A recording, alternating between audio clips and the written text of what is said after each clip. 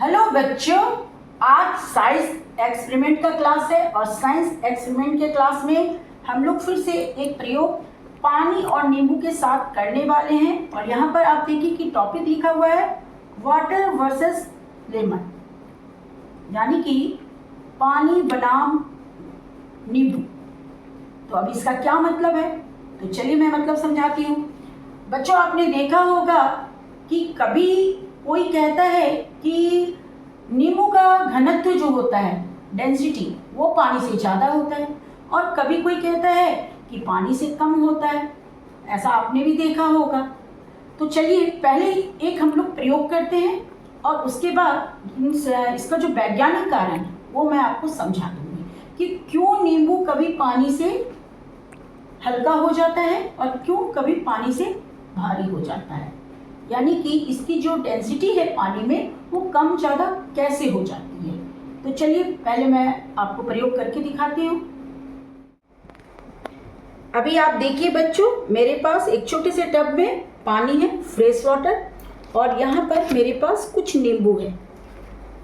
1 2 3 4 5, यानी कि 5 नींबू है। अब चलिए मैं एक साथ इन नींबुओं को पानी में डालती हूँ। एक साथ मैं मिक्स कर दी हूँ। मुझे खुद नहीं मालूम है बच्चों कि कौन सा नींबू पानी के ऊपर रह जाएगा और कौन नीचे जाएगा। तो चलिए इसे मैं छोड़ती हूँ पानी में।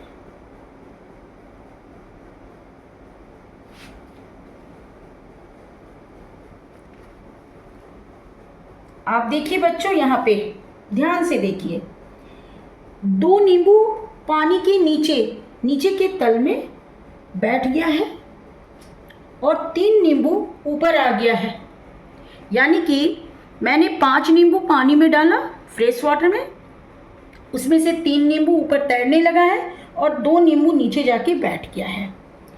अब इसमें कैसे कहा जाए कि नींबू की डेंसिटी जो होती है, घनत्व, वो पानी से ज़्यादा होती है या कम होती है।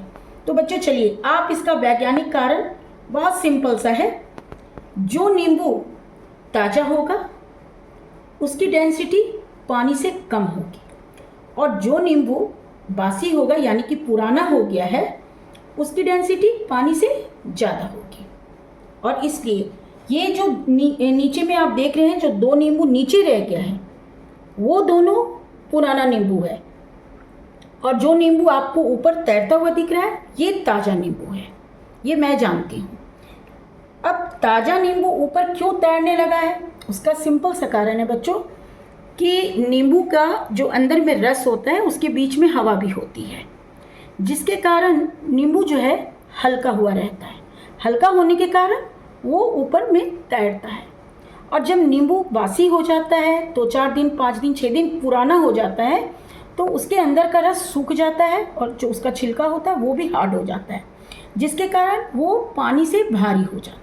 क्योंकि उसके बीच की अंदर का जब रस सूखता है तो जो अंदर की हवा है वो भी सूख जाती है ना। तो वो क्या होता है, वो पानी से भारी हो जाता है, सूखा हुआ नींबू, और इसलिए वो पानी में नीचे जाके बैठ जाता है। और जिस नींबू में, जो नींबू ताज़ा है, वो पानी के ऊपर तैरती रहती है। बस यही कुछ नींबुओं को का पानी में डूब जाना और कुछ नींबू का तैरना, यही इसका वैज्ञानिक कारण है।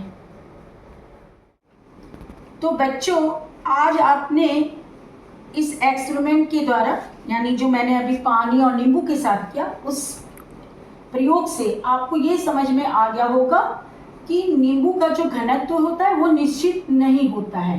नींबू के ताज़ा या बासी, यानी कि ताज़ा या पुराना होने के ऊपर निर्भर करता है।